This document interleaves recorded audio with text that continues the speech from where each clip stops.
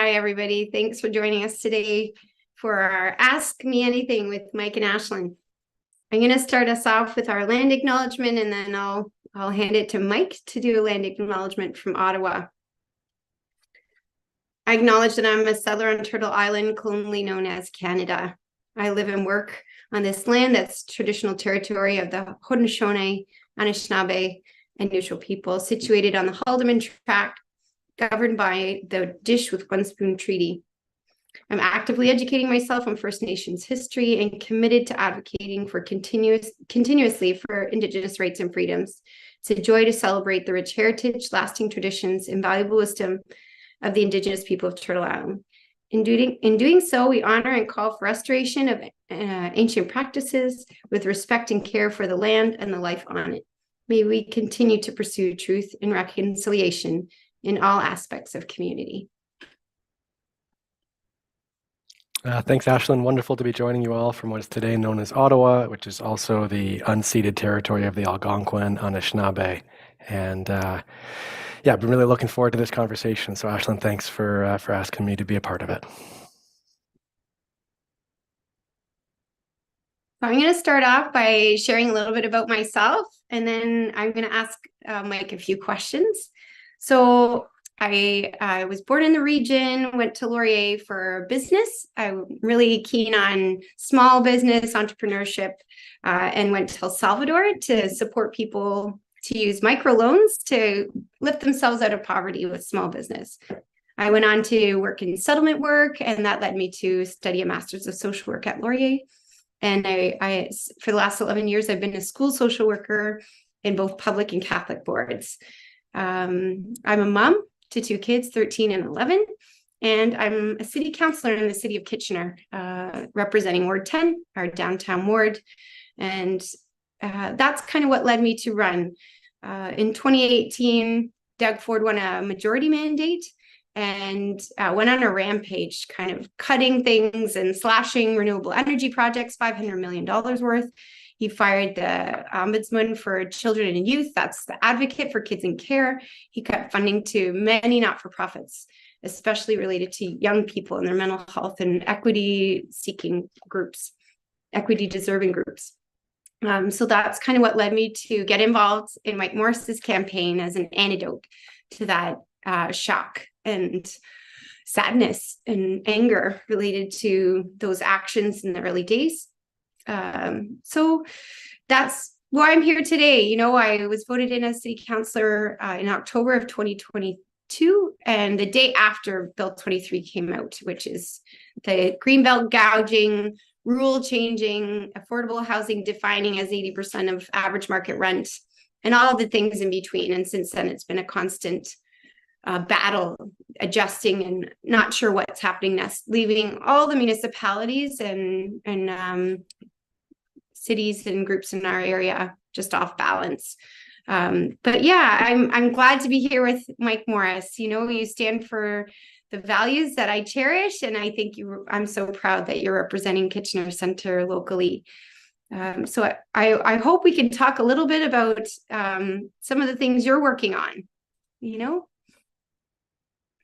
Yeah, and again, I really appreciate the invitation. To me, this is what we as Greens do best, which is actually listening to folks. So I love the structure of this, that we're going to be opening up to questions from folks as they have it. And the fact that we're doing it, you know, right after the writ is dropped, I'm really looking forward to, I've been in Ottawa since, of course, I'm coming back home tomorrow. Looking forward to seeing all the lawn signs that we know are already out from so many folks who are supporting across our community.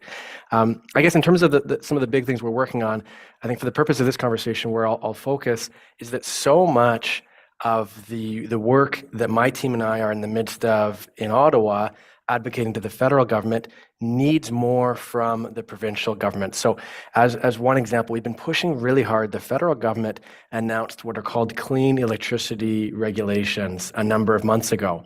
And these are federal regulations with respect to the electricity grid across the country.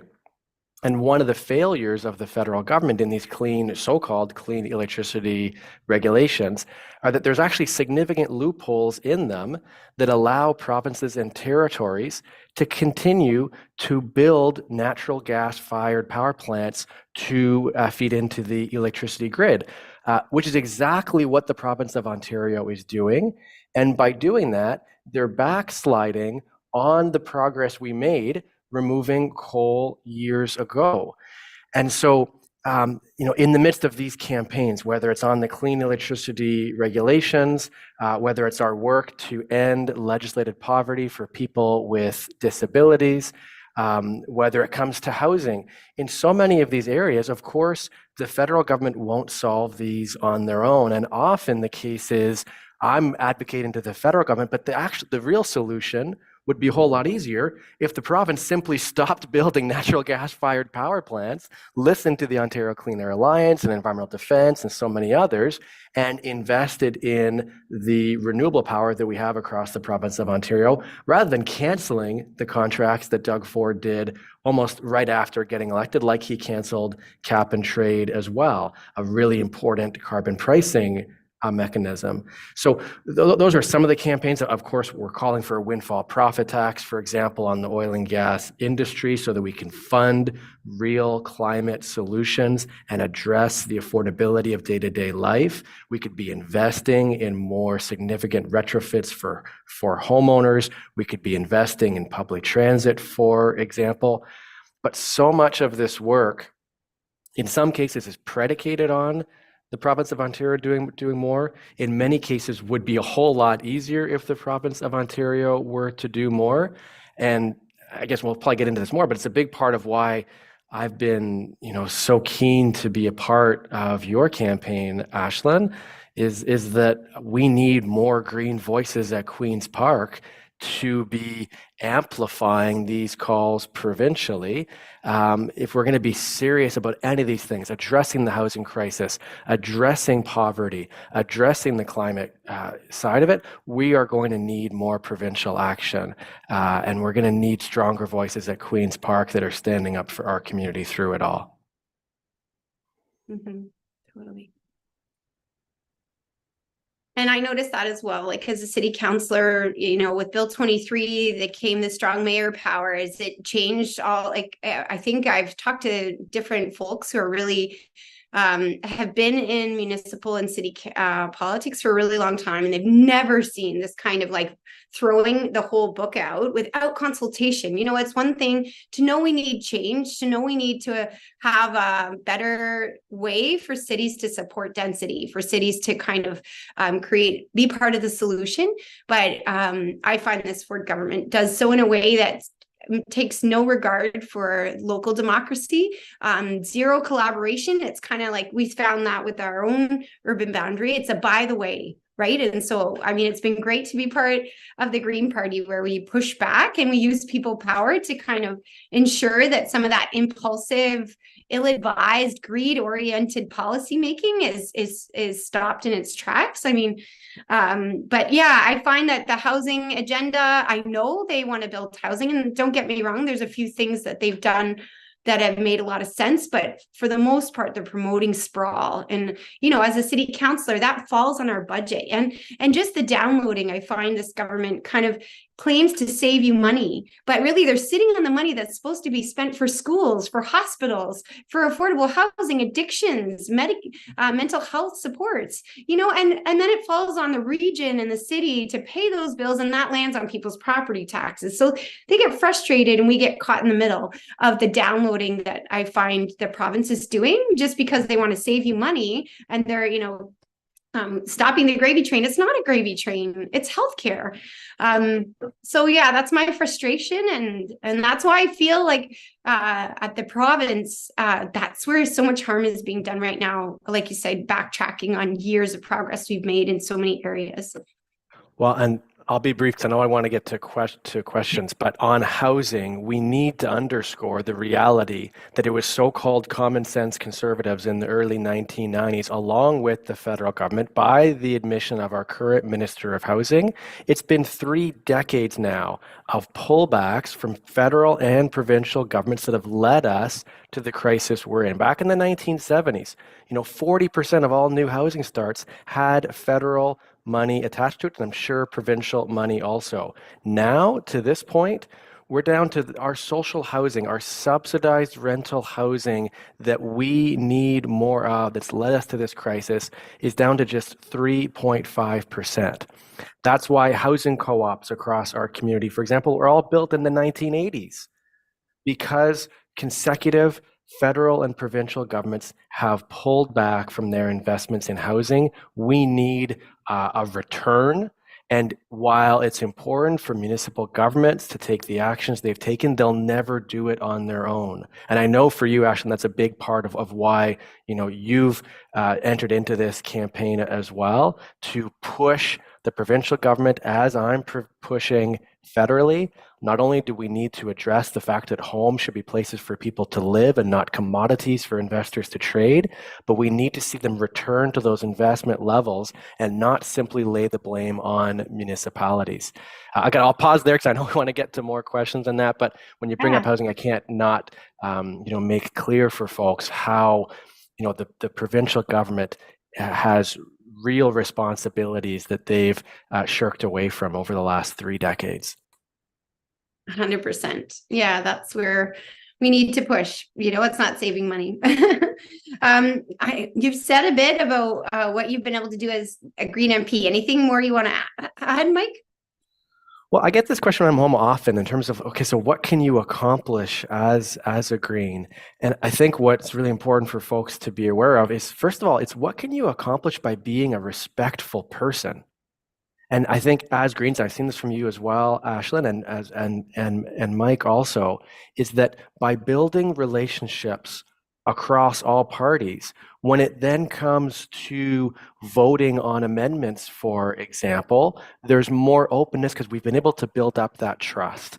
And so, among the many wins that my team and I have had, representing our community over the last number of years, one that I'm particularly proud of is when it came to not just pushing for a bill that's going to provide or could provide a guaranteed income for people with disabilities that could lift people with disabilities out of poverty. We not only initiated the letter that we had 75 some odd MPs from all parties pushing the government to introduce the legislation.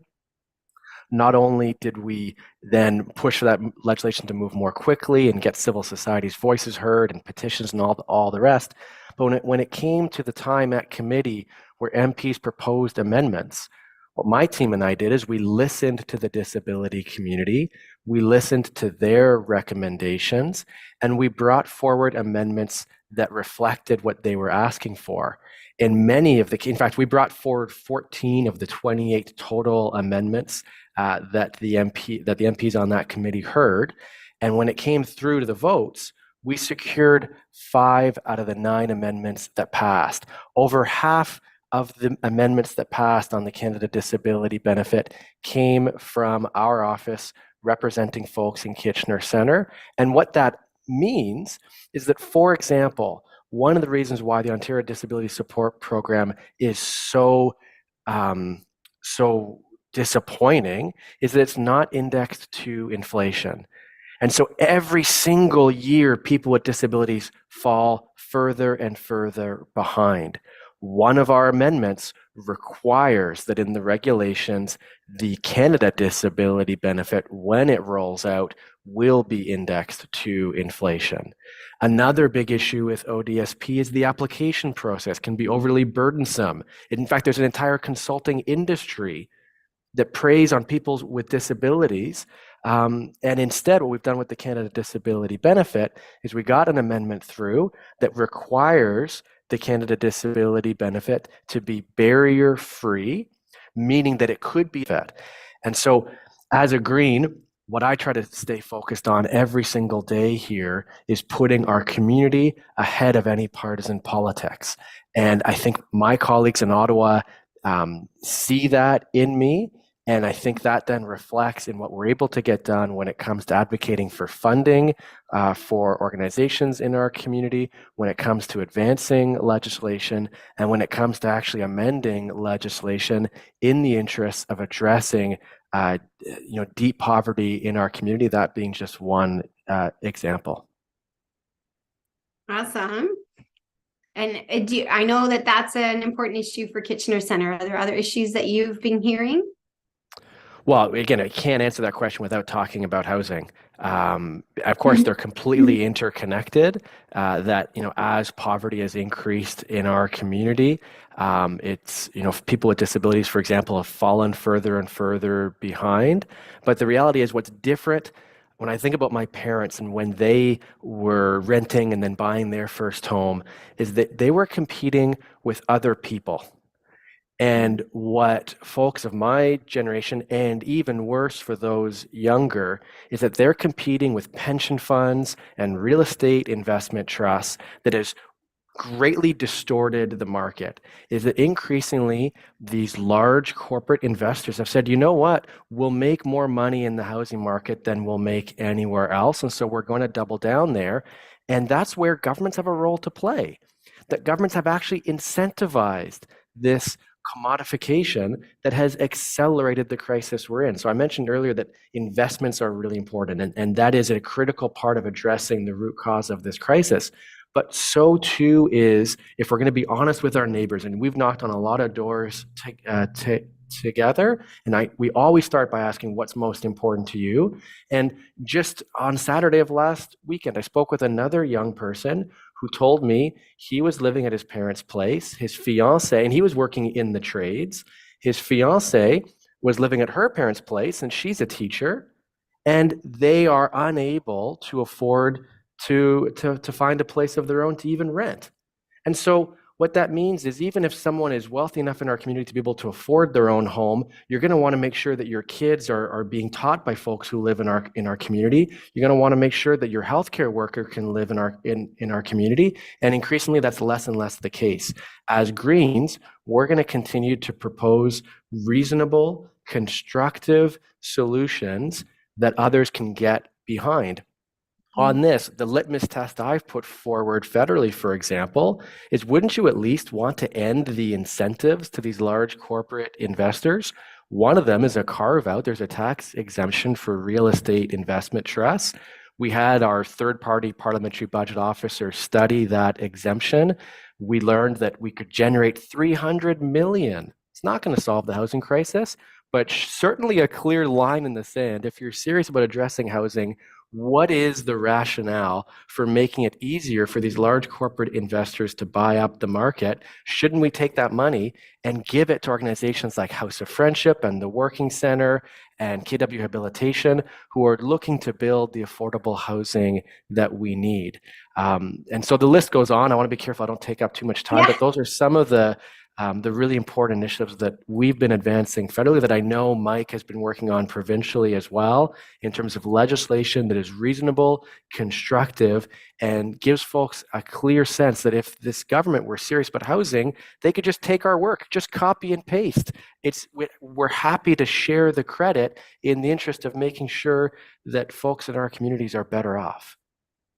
Hear, hear. No, I find that a lot. And I think with rent evictions too, I find that it's big investors that are the ones shoving folks onto the street, folks paying affordable rents and doing it in a way some are doing it in a way that involves a lot of bad acting and bullying, I'd call it. Folks with disabilities, seniors on a fixed pension, folks paying affordable rents, legacy rents, but paying their rent, and getting the boot onto the street. And some of them will find creative ways, and that's another tab and a concern that our city and our municipality is facing.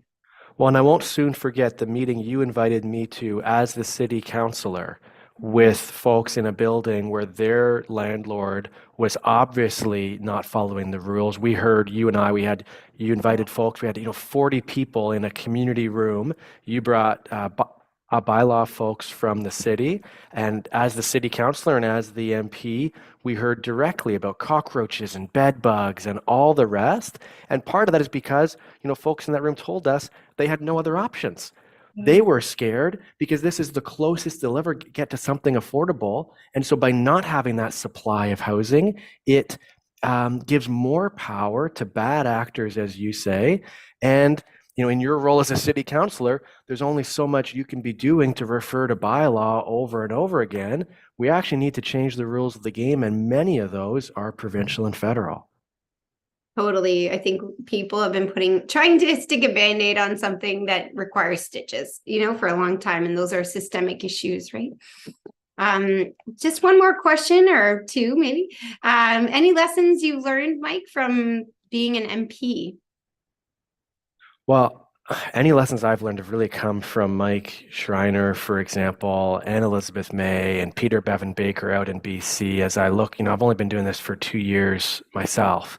But I think it's really just staying true to how do we make sure that everything that's corrosive about politics doesn't take us away from what we first committed to folks. And so when I was first elected, I made 3 promises to our community, and that is that I would be honest, that I would be respectful, and that I would work hard. And I've certainly seen how party politics can get in the way of that. And people often say, to your earlier question too, isn't it hard being a Green MP?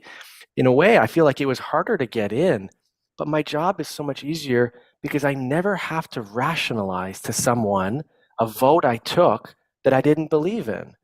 And I guess I've learned a little bit about how that works when I see the courage of an MP in the governing party. And I saw this happen with one bill in particular back in the spring, where this particular MP was the only one who voted against the government on that particular bill because he'd heard from members of his community about how important that was to them. And then in the cabinet shuffle this past summer, that same person lost their title as the parliamentary secretary or junior minister in the government. And so maybe it's that I've had the kind of a front row seat to that, which can be really toxic about partisan politics. And I've also been able to see that, like, as a Green, it's proven true that never once have I had to, not that everyone agrees on everything, and we can have that conversation, but at least when I come home every weekend, I can have honest conversations with folks about why I took a particular vote, and who I heard from on that, and why I took that position, as opposed to seeing in the House of Commons every other party, they get a piece of paper dropped off on their desk that tells them how to vote. To me, that's got to be the most difficult part of this, and to be exempt from that while Greens, we share common values, and those values, everything from participatory democracy to social justice to ecological wisdom to respect for diversity. It's those values that hold us together, but that within those values that we have the encouragement to say that our community is more important than a political party, and that I'm here for Kitchener first and foremost.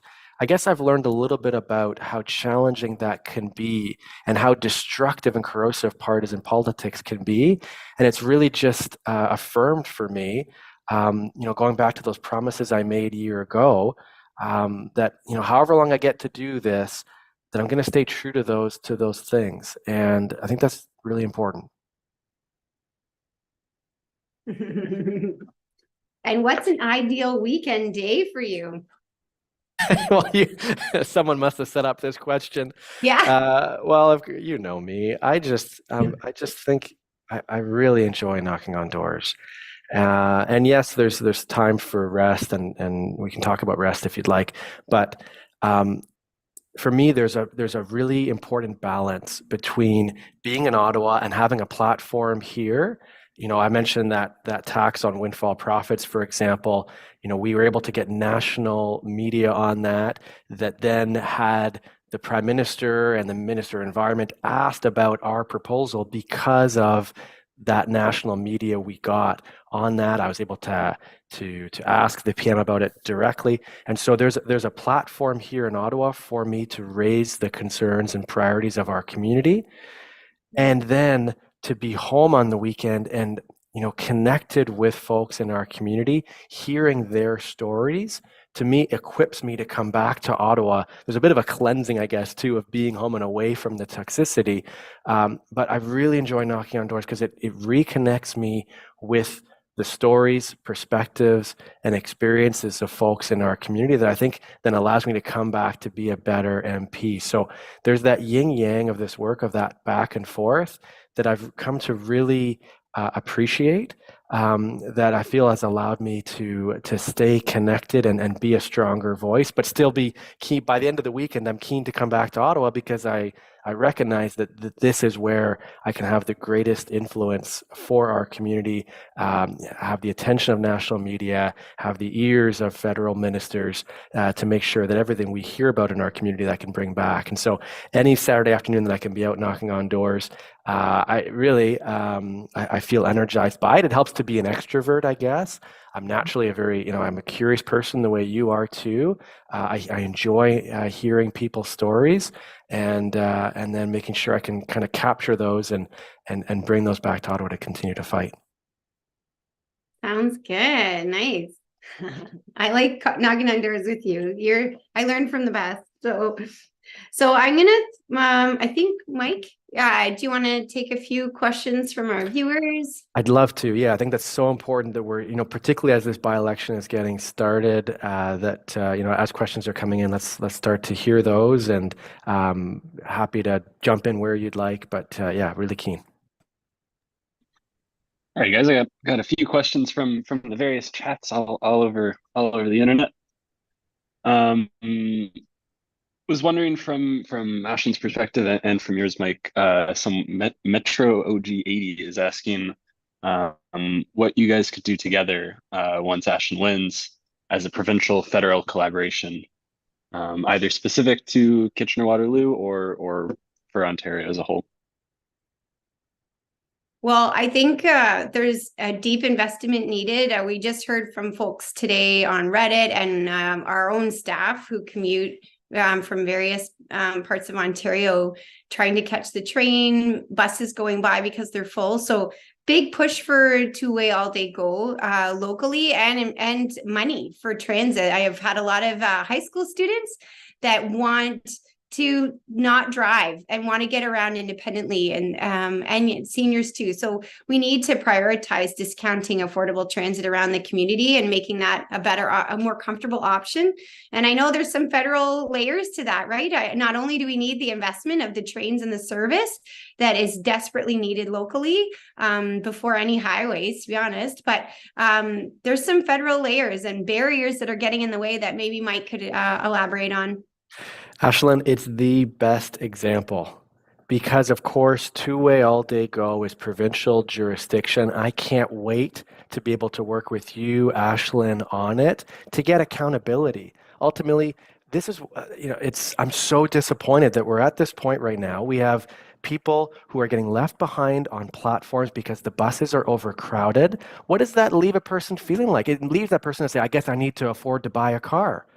Of course, we need to be doing everything possible to have transit to be the most convenient, cheapest, the most efficient option. And we know right now in our community that that's not the case. We know that the province has been dragging their heels on two-way all-day go. They promise all kinds of things, but they haven't delivered on it. And federally, the federal government invested 40% of the total budget back in 2017. And so without having Aislinn to work with, I've been going to the federal Minister of Infrastructure to compel him to then push on the province to say, well, if the feds put in all this money, shouldn't we be expecting more accountability on those funds? Like, wouldn't you expect to have a timeline based on $752 million that the feds committed back in 2017? And so my team and I have now met with deputy ministers and we're trying to get access to the agreements. So we're doing everything we can federally, but we're doing it without an MPP to be working with to then push that same call provincially. And so that's an example where this is already the case in Saanich Gulf Islands, where my colleague Elizabeth May works very closely with Adam Olson, who's the MLA for that same community, to be working with you, Aislinn, to coordinate our efforts, that then when I get a win with the minister and he says, yes, let's sit down and go through the agreements, to have you then also pushing with the province for that same follow through. That's where I think together we can be working to not just get a timeline for two-way all-day go, but put the pressure on, be unrelenting in getting delivery on two-way all-day go. And it's just one of many examples, to be brief, where, you know, I think working together and that kind of collaboration, I'm just, yeah, so excited about that possibility. Me too. That's great. I got another cue for you. We've got sorry, I'm just finding it. It was from, just trying to credit the person with the question.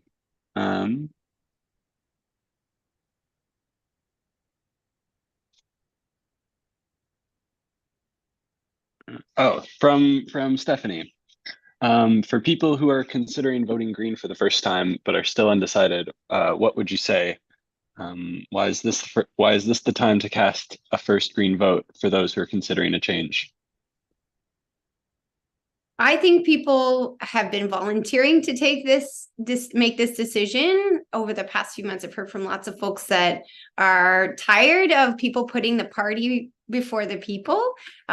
So we see that with Doug Ford's Greenbelt scandal, that it was wealthy developers who got prioritized over folks who need shelter.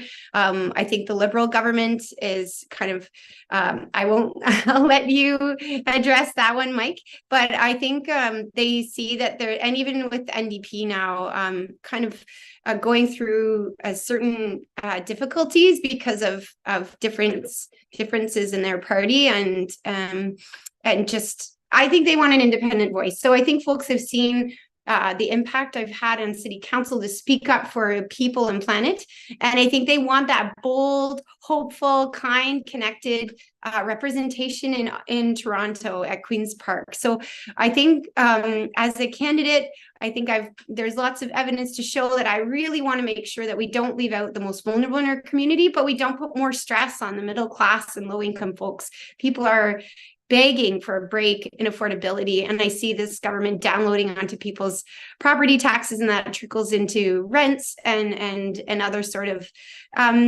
backwards priorities, or and just putting politics in front of people. So I think if people want to talk further about that, but to me, that's the big difference, is that I'm here to speak for Kitchener Centre, and I've been spending time since May listening to every voice I can on what matters to them.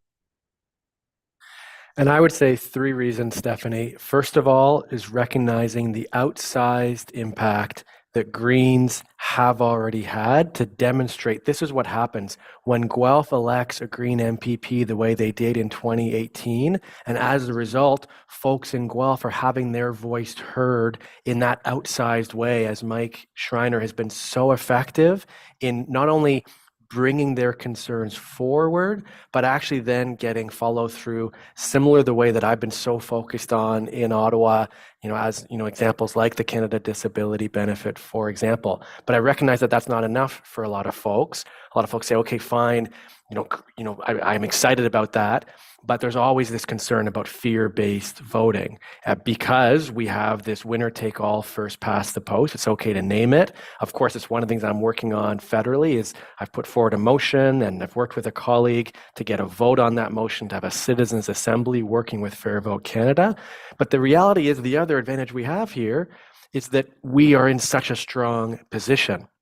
And we know that as we have won federally in 2021, and as we saw with Mike Schreiner in Guelph in 2018, that we've got such a great opportunity here to not just vote for what we want, but also be in a position to be successful with that. And the third piece I'll offer is that not only is this about having an outsized voice and about actually winning, but that Aislinn's put her name forward also.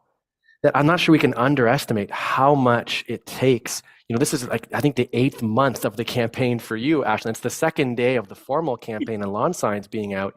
But those 1,500 lawn signs that are out across our community, well, those were earned in conversation, building trust with folks, one conversation at a time, while also balancing your part-time responsibilities as a city councilor and as a mom.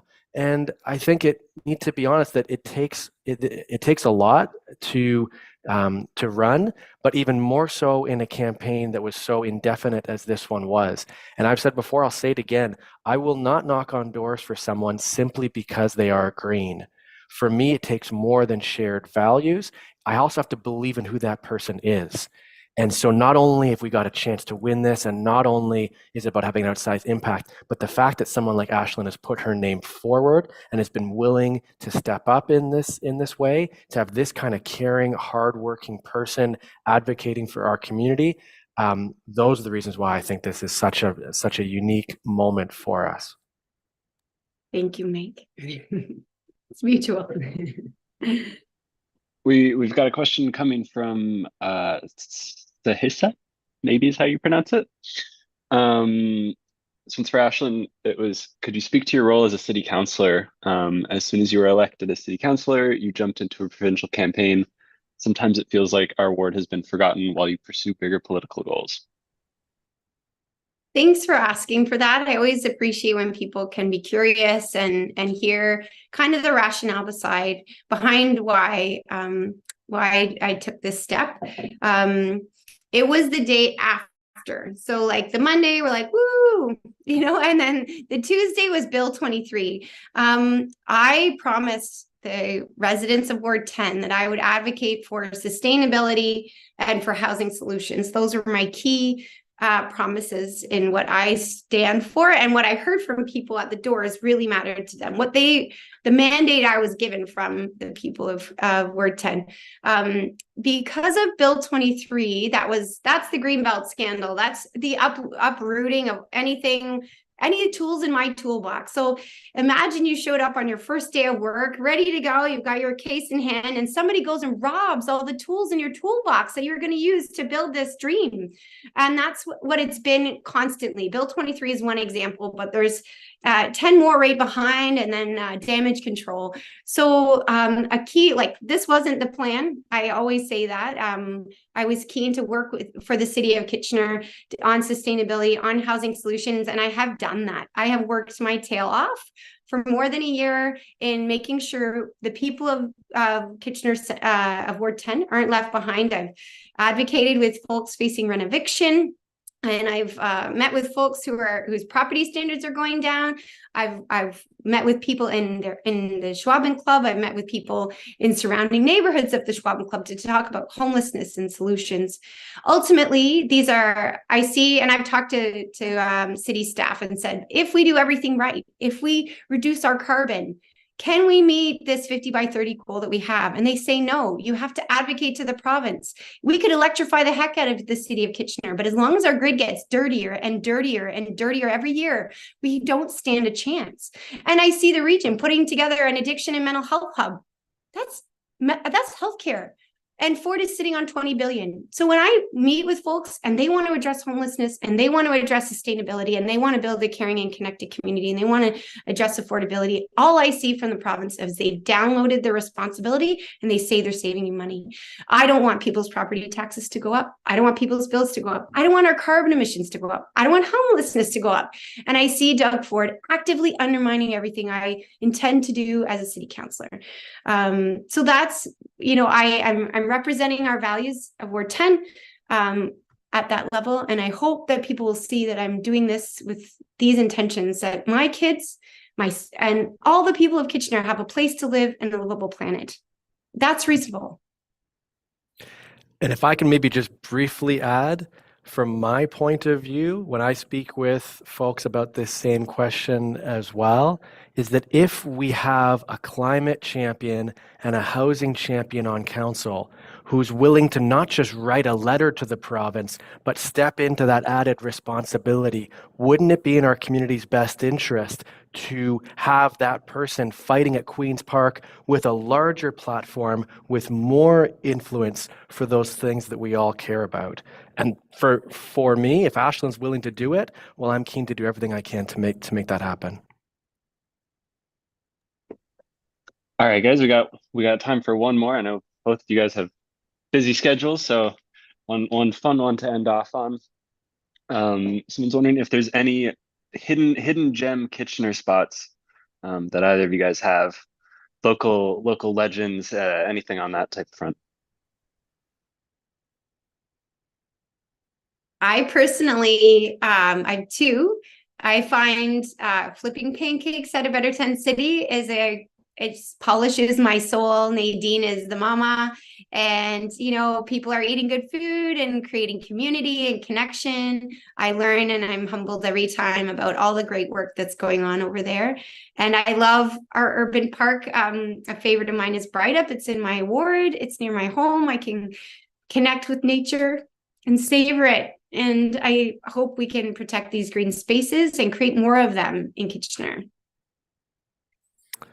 And for me, I want to just first of all say I'm happy to stick around if there's more questions that have come in. I'm happy to stick around for an extra few minutes if there are. And I'll share a hidden gem, although I guess it's less and less hidden the more I talk about it. One of my favorite spots is called a Monarch Woods. It's just at the corner of Victoria and Fisher Hallman. It's not very well signed, and it's actually just down the trail, the Henry Sturm Creek Trail from Victoria Hills. And when I've got a bit of an afternoon off, I would love kind of biking along that trail and going for a bit of a walk at Monarch Woods. It's large enough that I don't necessarily hear the hum of cars when I'm in there, but close enough that in like a 5 to 10 minute bike ride, I feel like I'm away and in the forest. So that's one of my favorite spots. And it's just outside the riding. It's just on the corner. Thanks, guys. Well, I think that is all we have time for today. But maybe we should do this again sometime. This is fun to listen to for me as a viewer. I was wondering if you guys could just talk about where to find you both, or where to get involved with the election if folks want to learn more about Aislinn, learn more about what you're up to, Mike. Have at it.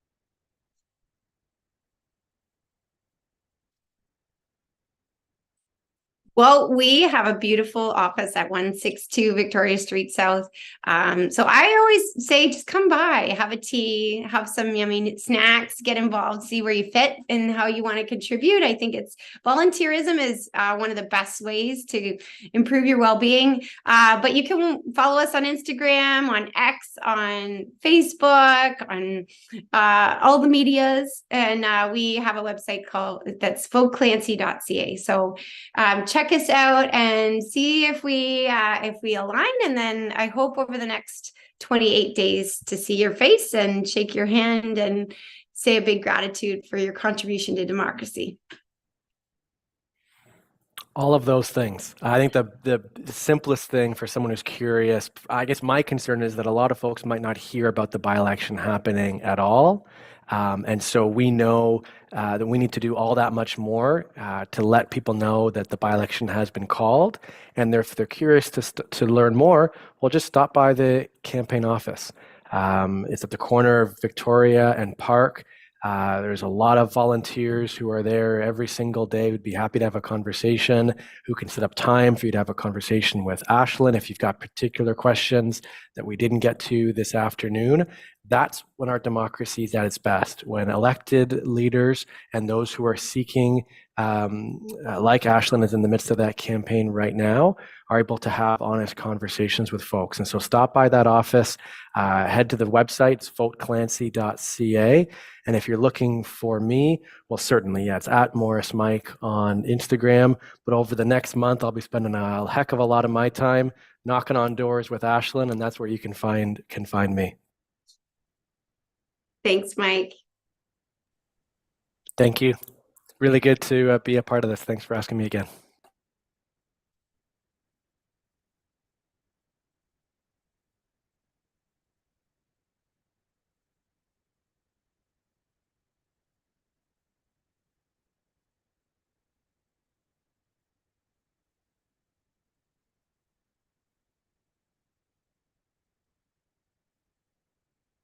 Thank you, Mike. For sure. Yeah, that was fun. I would just